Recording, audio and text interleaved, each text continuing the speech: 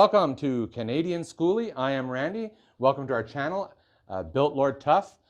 We are doing a wall build.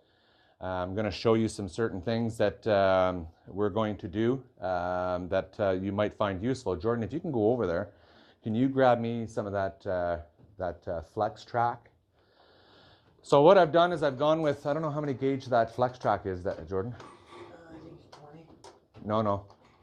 What? The flex. It's the same thing as the track. It feels about 20 or 18. No, because the studs themselves are 20 gauge. So that's a 23 gauge, I believe. So what I'm going with is I'm going with the 23 gauge steel stud. That's the studs that go up and down for the wall that we're building here. And for the round, for the curvature part of the ceiling systems, we're going to go with this. It's called flex track. Okay. What? Or snake track, whatever. But it's actually flex track is the actual official name when I ordered it. And this part's not going to go down the wall, but it's going to go for the round of the ceiling, because even if I was to snake it around just up to here, this part here is still not flat. So this way here, when I run my studs up, I'm using heavy gauge steel studs. And then I'm going to back it. I'm going to put, I wouldn't put it there. Okay. I'm going to put half-inch sheeted plywood over top of the wall itself. I'm going to be PLing it to the steel studs, okay? I built a base here. I didn't get a chance to record that because it was so bloody hot in here. I couldn't have, just like right now, the fan is off, and we're just like, it's pretty humid. Today is one of the most humid days. I had started outside, and I had the camera set up. I was going to show you how I was going to do my window treatments. For inside, I was going to go ahead and pre-frame them with my 3.5-inch radius corners. And I was pretty hopeful of that, but as soon as I got everything set up, ready to hit play or record on the camera, it started raining. So we're inside, suffering the elements of Canadian humidity, and here in Quebec, Canada, right beside Ottawa, Ontario. But what I did here is I did the base, and this is the base in between the wheel wells. I peeled everything to the floor, let it set. Everything's good, everything's solid. I did the foam board. I don't know if you remember the other videos. I had those archway foam boards, and they were in the way. I was tripping on them, etc., etc. Anyway, so what I did was I glued a foam board to the wall. Then I glued plywood to the foam board, then 2 layers of foam board, then another layer of plywood, because this is going to be the step up. So we're going to come in this way here, and we're going to step up and step down, and then enter in through this way here, step up into the bathroom. Our corner shower is going to be here, our toilet right here, and our sink right here, okay? It's going to be tight, but we're going to go with probably a 34-inch shower, the corner shower with the curved front, because that seems to be the best idea. And basically, so the walls are going to be here, you're going to be showering here. This gives me a lot of headroom.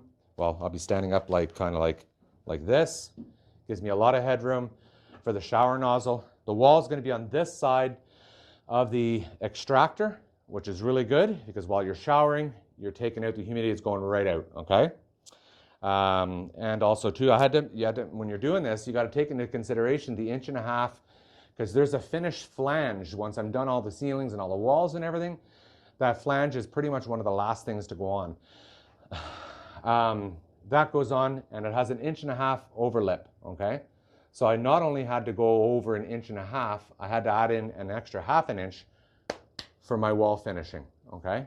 So that gives me a total of 2 inches, or sorry, 1.5 inches, no, 2 inches from the inside of the flange, okay? So that's from the inside of the flange, because your 1.5 inch width of your flange is based on the inside to the, basically inside of the flange to the outside of the flange. So we're gonna get started, and it's probably gonna be something that's gonna look like it's done in 15 minutes, and it's gonna take us a little while. So let's get to work, Jordan. Oh, by the way, this is my son, Jordan, and I do have a wife, because That's his mother. All right, let's get to work. I'll get the fan on. Fred's probably going to play some funky music in the background, and let's get our groove on. All right.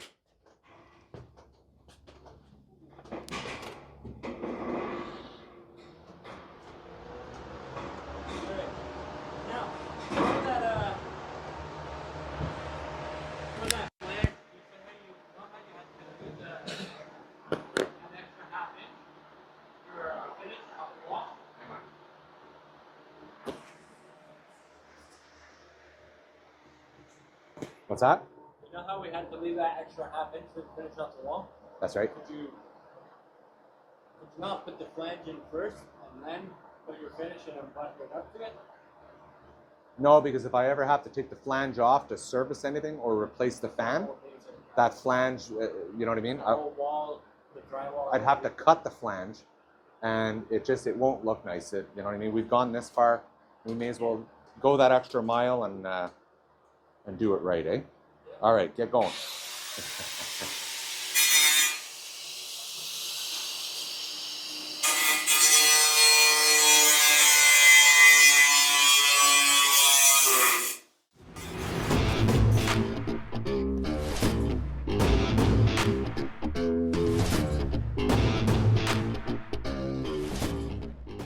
And by the way, my son Jordan, he is actually an apprentice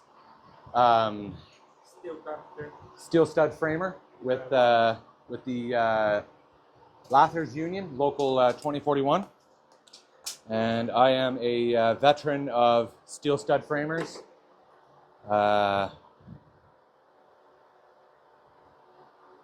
Journeyman-ish, whatever, red seal, whatever you call it.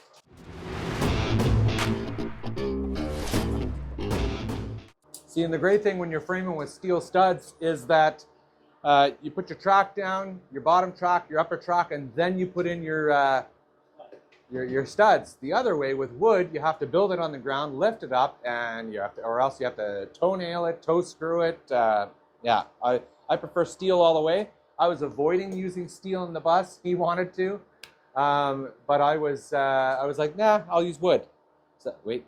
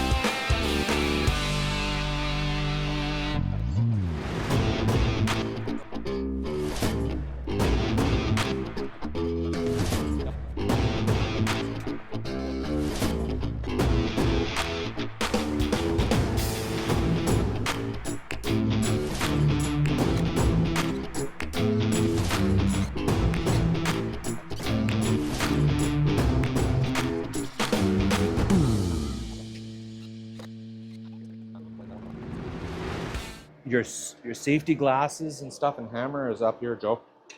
Okay, I always try to keep the tools in the same spot because you end up spinning around. I even having it in the same spot, I still spin around looking for them. You know what I mean? There's not a lot of room here. Clean sight is a definite must.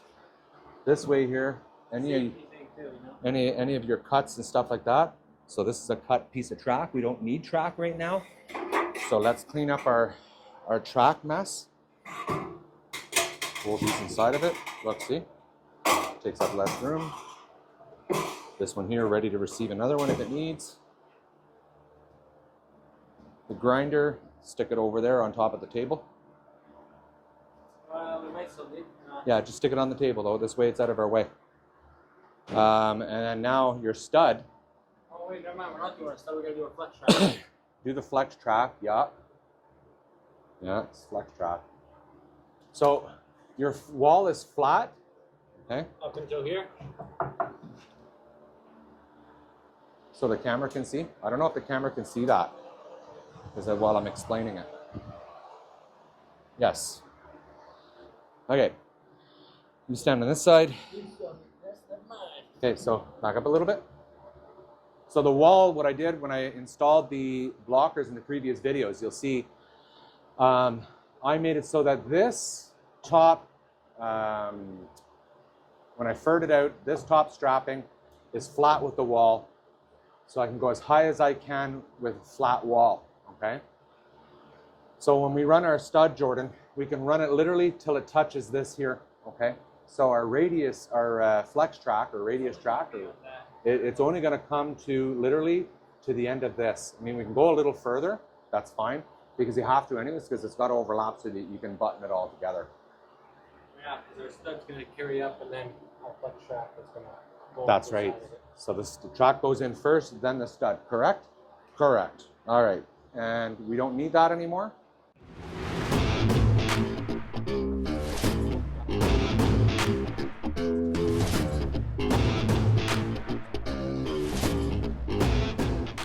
If we can't do that. You see, that's the thing.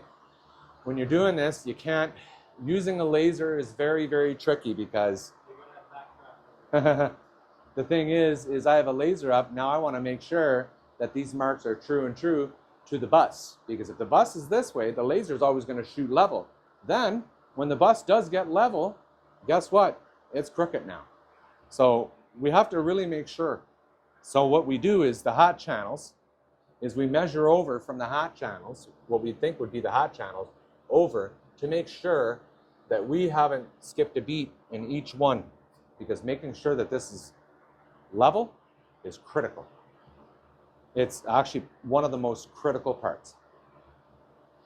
Because even plumbing is straight up and down, gives you a, you know what I mean? It doesn't take into account that your base is going to change. And if your base changes, then your plumb or your level changes. Do you know what I mean? That's like putting a level on here to make sure that this piece is level this way. You know what I mean? But if I turn around and all of a sudden I go to a gas station and the cement pad in the gas station is level, and all of a sudden now my bus is level, well, that's no longer level. That's level to the bus. We have to make sure that that's level to the bus. That's why when I measured up, I measured from the floor. From the floor, because the distance from here to the floor is not going to change. It doesn't matter if the bus is up on an angle or what have you. It's just simply not going to change. But it will change from back to front if I use water level or, you know, a gravity level or plumb. I'm going to go grab that with the laser. It's not going to work. Why? Because it's going to level itself. That laser will level itself to the floor. Is the floor level right now? No. And the bus is a moving thing. So the idea is that when the bus does become level, now the floors will be off because it's based on an uneven floor at the time, but it's no longer uneven now. We have to think of these variables. So what we need to do is measure and back measure and cross-reference and everything else. That's the problem. What do you need the plumb for anyway? See, this is good to shoot this line. But this leveled itself. Is it level this way? And if it's not level this way, then that means that this is not level. Because I can look at the bottom, the distance between there and the distance between there, it looks like it's different. Can I have a tape? I'll just double check. I may be wrong, and if I'm wrong, I'm talking out of my hat. So I'll push the insulation in a little bit here just so I can get a good feel for it here. So I have roughly, let's say, 2 5/8, 2 inches and 5/8. And if I go, say, up here,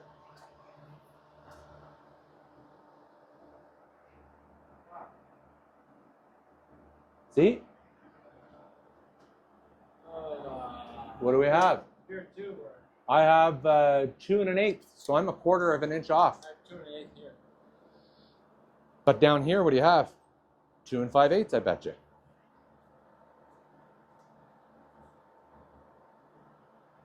2 1/4 strong. 2 1/4 strong. So that means that's not straight. That means when I go to put in my shower, I'm 1/8 of an inch off.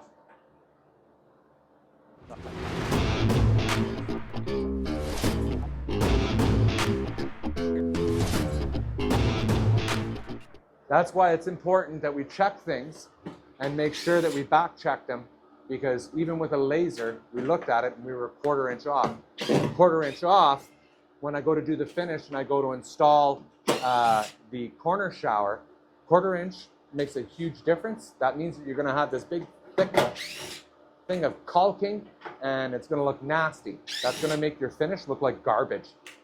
That's why, yes, it's a pain in the butt to have to unscrew it all. Do not remove this screw. Remove these two. That's why, yeah, don't remove this one though. What was I saying? Pain in the ass to do it like this now, but it's going to save us that pain in the butt later. We're going to be like, I'm so glad I did that.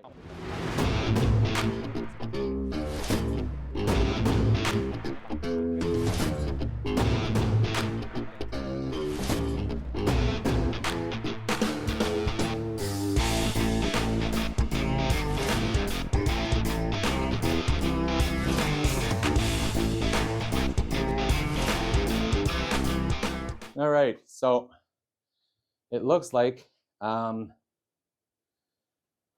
out of power because we have a huge thunderstorm outside. So I don't know.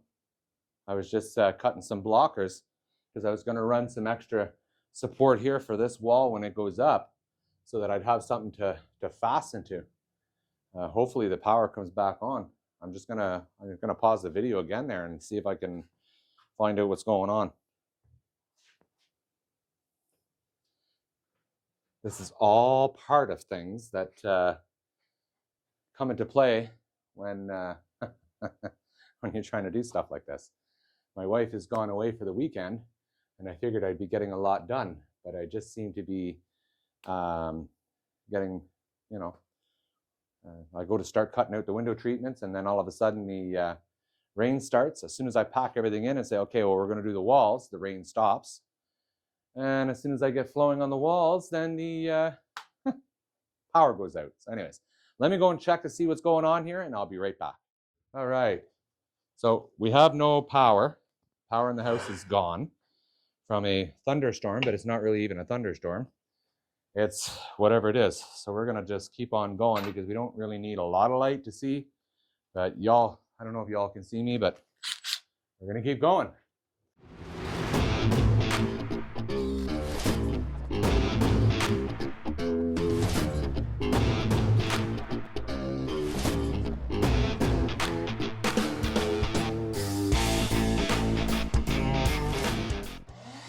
Ah, look at that. Yay! Turn off the vacuum. Woo! Now we got some fan going on. Holy smokes. Okay, put this up.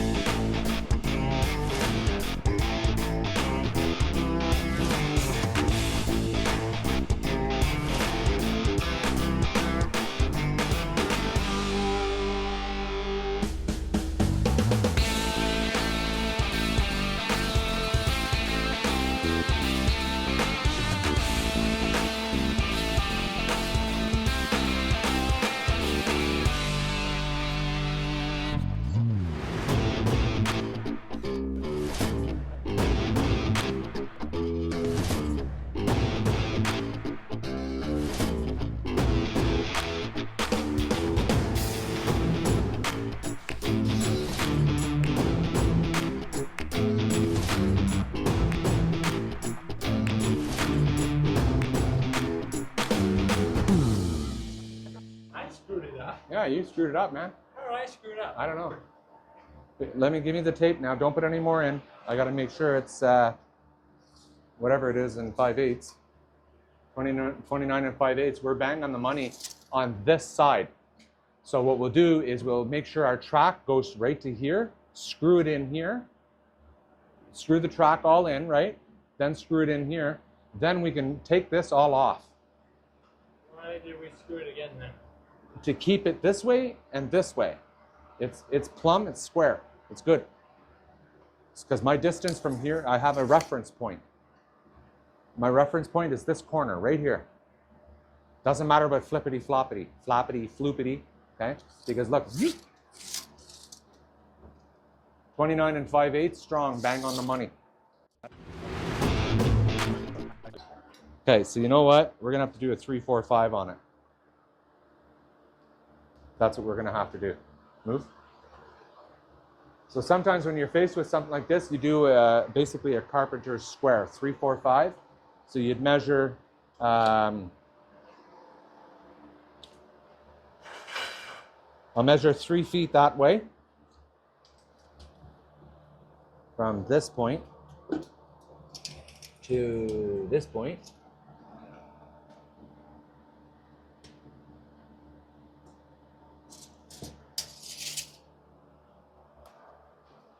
Then I'll go 4 feet this way. And because I'm at the point, this square edge here of this stud at the bottom, when I measure up 5, I need to be at this square edge, wherever it is. And then I measure between the two. So this is going to be 4.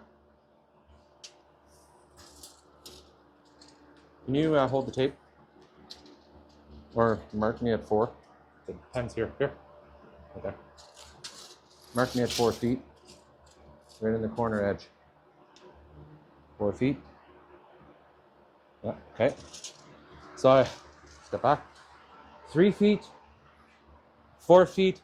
I'm going to go from this point to that point to that point, and it should be 5.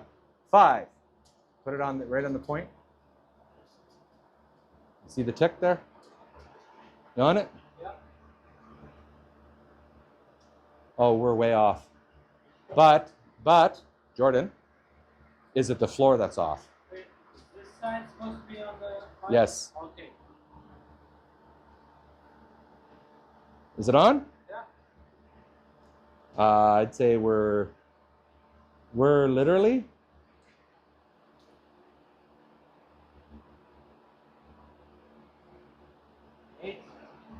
Oh, did you move? She's square, man. We're literally maybe a 32nd of an inch.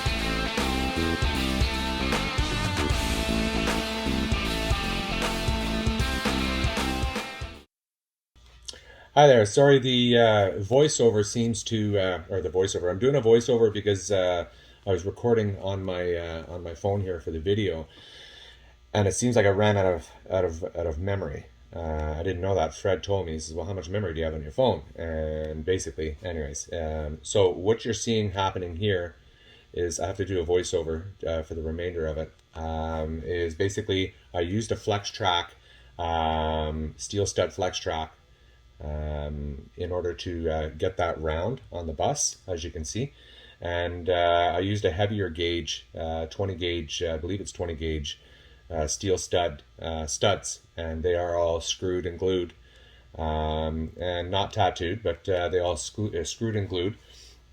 Now the heavy gauge allows for when I go to put the plywood on, I'm also going to glue the plywood on the inside so that it makes it rigid.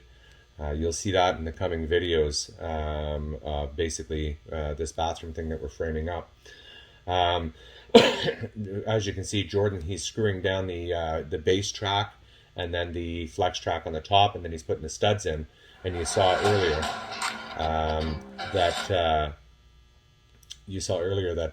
yeah, it was so here in this video here I'm explaining the stud. It's a heavy gauge 20 gauge stud, and when you're cutting these studs, you have to make sure you don't cut from top bottom. You have to cut it from one. In this case here, I'm cutting it from the bottom to make sure that my holes line up for any type of BX, because I am going to use BX that are going to run through, so that they all line up properly, so that you're not having, going it up and down like this. So you basically have it consistent, and it's just all around a better system. Now it would help if I used bridge clips and stuff like that for this, but I don't have any bridge clips, so I'll probably have to make them. But as you can see, the holes, they're going to be all in. They're going to be all aligned properly. I'm cutting these from the bottom, so I'm measuring from the top first down to the bottom, and then I'm making my cut. Actually, no. In this one here, I'm measuring from the bottom and cutting off the top. Okay, and here we are installing it. Just let this play out.